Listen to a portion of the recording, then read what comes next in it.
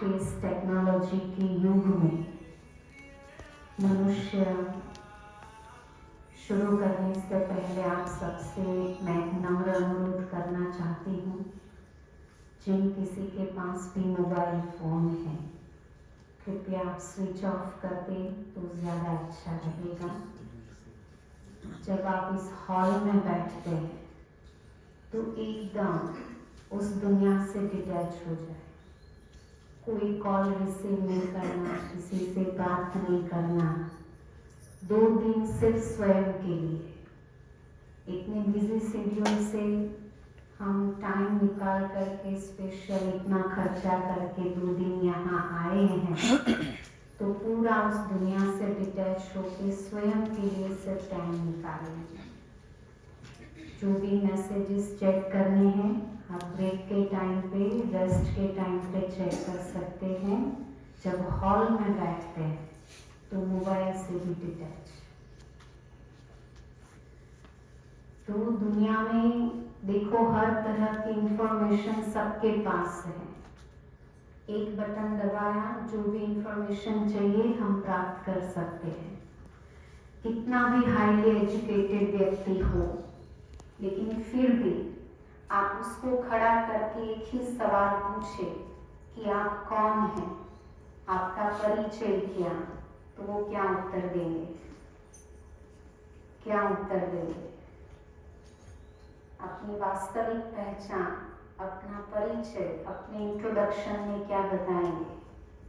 अपना नाम बताएंगे, अपनी नेशनैलिटी बताएंगे, अपनी योग्यता बताएंगे, अपना पद बताएंगे, अपना धर्म, अपना लिंग, ये सारी बातें हम अपने परिचय में, अपने इंट्रोडक्शन में बताते हैं। लेकिन क्या ये हमारी सही पहचान है? हम जो भी अपना नाम बताते हैं, रमेश भाई, राहुल भाई, जिग्नेश भाई, मैं इंजीनियर हूँ, मैं आर्किटेक्ट हूँ, मैं डॉक्टर हूँ, मैं इंडियन हूँ, मैं मुस्लिम, मैं हिंदू, जो भी हम बताते हैं अपने परिचय में, क्या वो मेरी वास्तविक पहचान है? और अगर हम ये अपना परिचय बताते हैं तो वो कब तक? जब तक ये शरीर है तब तक। शरीर खत्म हो गया, लोगों ने इसको स्मशान में जाके जला दिया, उसके बाद क्या हम अपनी परिचय दे सकते हैं? मेरा नाम रमेश भाई है, मैं डॉक्टर हूँ, मैं इंजीनियर हूँ, मैं फलानी सोसाइटी में रहता हूँ। तो हम जो परिचय बताते हैं वो अपने शरीर का, अपने देह का परिचय देते हैं, जो शरीर के साथ खत्म हो जाता है। ये शरीर नहीं था फिर भी हम थे, ये शरीर नहीं रहेगा उसके बाद भी हम तो रहेंगे। तो हमारी वास्तविक पहचान क्या? आप देखिए, जब किसी भी परिवार में कोई स्वजन शरीर छोड़ता है, उसकी मृत्यु हो जाती है, उसकी डेड बॉडी सामने पड़ी हुई रहती है, परिवार के स्वजन उसके आजू बाजू बैठे होते हैं, तो उस डेड बॉडी को देख करके क्या कहते हैं? हमें छोड़कर चले गए। शरीर सामने है फिर भी कह रहे हैं हमको छोड़ के चले गए। तो ये क्या प्रूव करता है? ये क्या प्रूव करता है? कि आत्मा ने शरीर त्याग, इस शरीर को चलाने वाली कोई अलग शक्ति है। उस शक्ति का नाम है आत्मा। वो चैतन्य शक्ति जिसके साथ हमारा संबंध है, जिसके साथ हमारा स्नेह है, वो हमको छोड़ के चली गई। तो ये प्रूव करता है कि शरीर अलग है और चैतन्य शक्ति आत्मा अलग है। तो वैल्यू किसकी है? शरीर की है या आत्मा की है? तो फिर हम रोते किसके लिए? रोते किसके लिए? देखिए, शरीर 5 तत्वों का बना हुआ हाड़ मांस का पुतला है, जड़ है, विनाशी है। जो चीज विनाशी है उसके लिए हम रोते रहते हैं। चैतन्य शक्ति आत्मा वो अजर, अमर, अविनाशी सत्ता है, उसकी कभी भी उसका मृत्यु नहीं होता है। तो हमारा संबंध शरीर के साथ है या आत्मा के साथ है? आत्मा के साथ संबंध है तो उसका तो कभी मृत्यु होता ही नहीं, तो फिर दुखी किसके लिए होते हैं? जिसके साथ संबंध नहीं है उसके लिए दुखी होना तो व्यर्थ है। तो ये हमें स्वयं की जो पहचान है, आत्मज्ञान है, ये हमको अंदर से स्ट्रांग बनाता है। कोई भी परिस्थिति में, कोई भी सिचुएशन, कोई भी विघ्न आपके सामने आ जाए, लेकिन अगर स्वयं की सच्ची पहचान है, एक है जानना, दूसरा है समझना और तीसरा है स्वरूप में लाना। समझ तो मिल गई मैं आत्मा हूँ शरीर में, लेकिन जब तक वो स्वरूप नहीं बनता तब तक हम उन सभी चीजों से डिटैच नहीं हो पाते हैं, दुखी हो जाते हैं। कोई भी सिचुएशन आई, कोई भी प्रॉब्लम आई तो खुद को इन्वॉल्व कर देते हैं, उससे डिटैच नहीं कर पाते तो दुखी होते हैं। तो दुखों से मुक्त होने के लिए अपने सत्य स्वरूप में स्थित होना अति आवश्यक है। तो आत्मा और शरीर दोनों अलग है।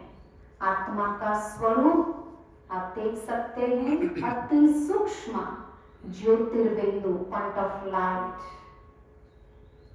आत्मा को हम देख नहीं सकते, जैसे हम फूल को देख सकते हैं लेकिन उसकी सुगंध को महसूस कर सकते हैं। इसी तरह शरीर को देख सकते हैं लेकिन शरीर को चलाने वाली, शरीर के अंदर रहने वाली आत्मा, उसको हम फील कर सकते हैं, महसूस कर सकते हैं। शरीर के अंदर आत्मा का रहने का स्थान कहाँ है? कहाँ कहें? चित्र में दिखा है इसलिए दुनिया में लोग कहाँ दिखाते हैं आत्मा का स्थान? हृदय में। हृदय में क्यों दिखाते हैं? आप देखो, अगर आत्मा का स्थान हार्ट के अंदर होता, हृदय में होता, तो हम जब हार्ट का ऑपरेशन करते हैं, उसका ट्रांसप्लांटेशन करते हैं, तो आत्मा की भी अदली बदली हो जाती। इसकी आत्मा उसमें चली जाती, उसकी आत्मा इसमें चली जाती। तो ये पॉसिबल है? नहीं है पॉसिबल। एक ड्राइवर जब गाड़ी चलाता है तो वो कहाँ बैठ के चलाता है? एक ड्राइवर जब गाड़ी चलाता है तो वो कहाँ बैठ के चलाता है? सीटें तो बहुत सारी हैं।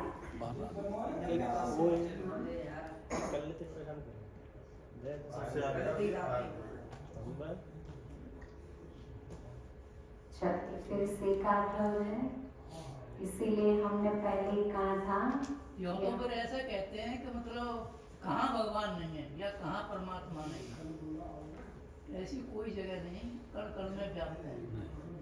अभी हम आत्मा की बात कर रहे हैं। आत्मा का स्थान हृदय में दिखाते हैं। अगर हृदय का ट्रांसप्लांटेशन करेंगे तो आत्मा का भी बदली हो जाएगी। कहने का भाव, जब कोई ड्राइवर गाड़ी चलाता है, सीटें तो बहुत सारी हैं, लेकिन वो कहाँ बैठ के चलाता है? जो ड्राइविंग सीट है, जहाँ से वो पूरी गाड़ी को कंट्रोल कर सकता है, नियंत्रित कर सकता है, जहाँ पे स्टीयरिंग हो, गियर हो, ब्रेक हो, उसी सीट पे बैठ के वो ड्राइविंग करता है। तो हमारा शरीर भी एक गाड़ी है और आत्मा वो ड्राइवर है। तो इस शरीर रूपी गाड़ी को आत्मा कहाँ बैठ करके चलाएगी? हमारे शरीर में दो एक ग्रंथियां, एक हाइपोथैलेमस और एक पिट्यूटरी। हमारे शरीर का सबसे मेन जो ऑर्गन है वो है ब्रेन। हार्ट में कोई प्रॉब्लम हुई तो हम उसका ट्रांसप्लांटेशन कर सकते हैं, लेकिन ब्रेन में प्रॉब्लम हुई तो हमारा पूरा बॉडी का कंट्रोल कहाँ से होता है? ब्रेन से। आप देखो, अगर हमको भूख लगती है तो सबसे पहले कहाँ पता चलता है? पेट में या ब्रेन को? पहले ब्रेन को पहुंचता है मैसेज, ब्रेन पेट को मैसेज देता है, तब हमको फील होता है कि भूख लगी। शरीर के किसी भी भाग में कहीं पे भी हमको चोट लगती है तो भी सबसे पहले मैसेज कहाँ मिलता है? ब्रेन में। फिर जहाँ चोट लगी वहाँ ब्रेन मैसेज पास करता है। तो पूरा बॉडी का कंट्रोल ब्रेन से होता है। मेन ड्राइविंग सीट हमारा ब्रेन है। तो ब्रेन में 2 ग्लैंड्स हैं, पिट्यूटरी और हाइपोथैलेमस। तो आत्मा ड्राइवर में कहाँ बैठ के गाड़ी को चलाएगी? ब्रेन में, इन 2 ग्रंथियों के बीच में बैठ के। लेकिन मैं आपको एक सिंपल भाषा में बताती हूँ। मैं यहाँ पे बल्ब चालू करूँ और आगे पर्दा रख दूँ, तो पर्दे के आगे बल्ब कहाँ दिखेगा? यहाँ पे। तो ये भी जो हमारा फॉरहेड है वो पर्दा है। हम हमेशा फ्रंट से देखते हैं, इसीलिए आत्मा का निवास स्थान कहाँ पे दिखाते हैं? यहाँ पर। इसको कहते हैं भ्रुकुटी। भ्रू माना भ्रमर और कुटी माना कुटिया, रहने का स्थान। 2 आंखों के बीच में आत्मा का रहने का स्थान है, जहां हम तिलक करते हैं। आप ऊपर से देखेंगे तो आत्मा का स्थान कहाँ दिखाई देगा? यहाँ पे। आप साइड से देखोगे तो यहाँ दिखाई देगा, यहाँ से देखोगे तो यहाँ दिखाई देगा। समझ में आया?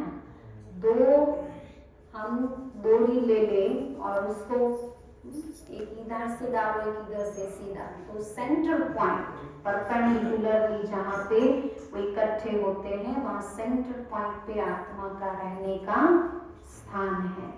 शरीर और आत्मा का संबंध कैसा है? जैसे छीप और मोती। ये शरीर एक छीप है तो आत्मा उसके अंदर रहा हुआ मोती है। आत्मा ड्राइवर है और शरीर गाड़ी है। शरीर एक घर है और आत्मा उसके अंदर रहने वाली उसकी मालिक है। तो आत्मा और शरीर दोनों अलग हैं। शरीर विनाशी है, आत्मा अविनाशी है। ना उसको कोई काट सकता है, ना उसको जला सकता है, ना पानी उसको भिगो सकता है, ना हवा उसको उड़ा सकती है। अजर, अमर, अविनाशी सत्ता। शरीर की जो 5 कर्मेंद्रियां हैं, आंख, नाक, कान, मुख, हाथ, इन कर्मेंद्रियों को चलाने वाली आत्मा है। देखता कौन है? आंखें या आत्मा? आंखें देखती है, आत्मा देखती है? आंखें तो मर्दे को भी होती है। मर्दा देख सकता है? देख सकता है। आंखें तो मर्दे को भी है। तो देखता कौन है? आत्मा देखती है, मर्दा नहीं देख सकता। आंखों के द्वारा आत्मा देखती है। सुनता कौन है? कान या आत्मा? कान तो मर्दे को भी है, लेकिन वो सुन सकते हैं? सुन सकते हैं नहीं। तो इसका मतलब क्या हुआ? आत्मा सुनती है कानों के द्वारा, आत्मा बोलती है मुख के द्वारा। मर्दा बड़ा है, उसको आप कुछ भी काम करने को बोलो वो कर सकता है, हाथ ऊपर नीचे। तो कर्म करने वाली आत्मा है। हम डेली रूटीन में जो भी कर्म करते हैं, इसी स्वरूप में स्थित होकर मैं आत्मा इन आंखों के द्वारा देख रही हूँ, मैं आत्मा इन कानों के द्वारा सुन रही हूँ, मैं आत्मा इस मुख के द्वारा बोल रही हूँ। जितना हम स्वयं के सत्य स्वरूप में स्थित होते हैं, उतने हमारे जो ओरिजिनल संस्कार, ओरिजिनल गुण हैं, वो इमर्ज होते हैं। ये आंख, नाक, कान, मुख, हाथ, ये तो शरीर की स्थूल कर्मेंद्रियां। आत्मा की 3 सूक्ष्म शक्तियां हैं, 3 सूक्ष्म कर्मेंद्रियां हैं, मन, बुद्धि और संस्कार। आत्मा कैसे कार्य करती है? तो सबसे पहला है मन। आत्मा की ये 3 सूक्ष्म शक्तियां, मन, बुद्धि और संस्कार। मन अर्थात क्या? मन अर्थात क्या? मन क्या है? माइंड और ब्रेन क्या है? एक है या अलग है? ब्रेन और माइंड दोनों एक है या अलग है?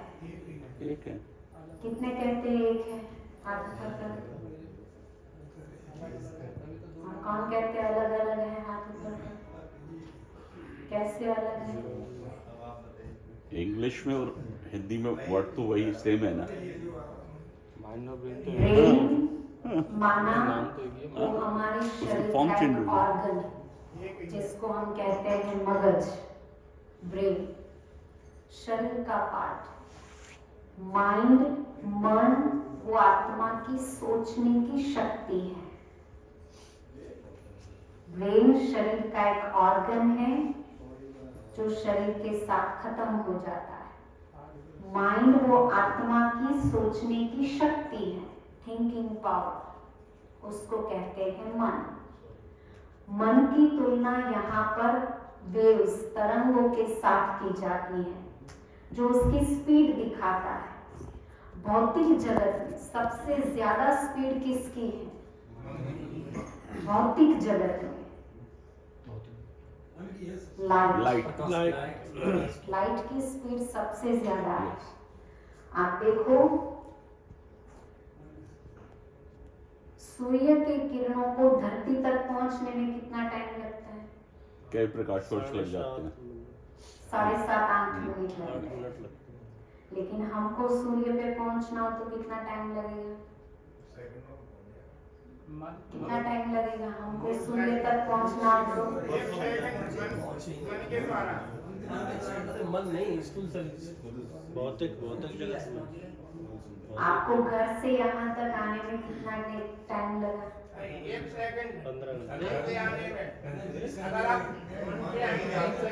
आप आगरा से यहाँ पे आए, आपको कितना टाइम लगा? 12 घंटा लगा।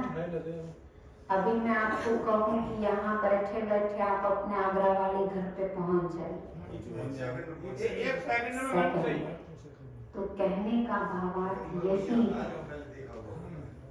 कि मन को ना किसी स्थान का बंधन है, ना समय का बंधन है।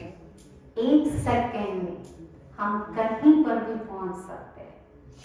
1 सेकंड में आप सूर्य के ऊपर भी पहुंच सकते हैं।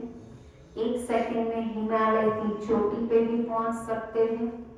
1 सेकंड में समुद्र के नीचे एकदम गहराई में जा सकते हैं। 1 सेकंड में आप अमेरिका, रशिया, जापान घूम के आ सकते हैं। तो सबसे ज्यादा स्पीड किसकी है? मन की है। मन के अंदर 4 प्रकार के विचार उत्पन्न होते हैं। मन के अंदर कौन से 4 प्रकार के विचार उत्पन्न होते हैं? एक है सकारात्मक विचार, दूसरे है नकारात्मक विचार, तीसरा है आवश्यक विचार और चौथा है व्यर्थ विचार। सकारात्मक विचार माना पॉजिटिव थॉट्स, पॉजिटिव सोच, पॉजिटिव विचार, हम जो भी अच्छा सोचते हैं। पॉजिटिव विचार किसको कहते हैं, नेगेटिव विचार किसको कहते हैं, हम अच्छी तरह से जानते हैं। भय, चिंता, नेगेटिव, स्ट्रेस, डिप्रेशन, गुस्सा, ये सब नेगेटिव विचार है। लेकिन पॉजिटिव माना किसी की हेल्प करना, किसी के लिए दया दिखाना, प्यार करना, मदद करना, ये सब पॉजिटिव। आवश्यक विचार माना जो भी हमारी काम की बातें, मुझे ऑफिस जाना है, मुझे मार्केट जाना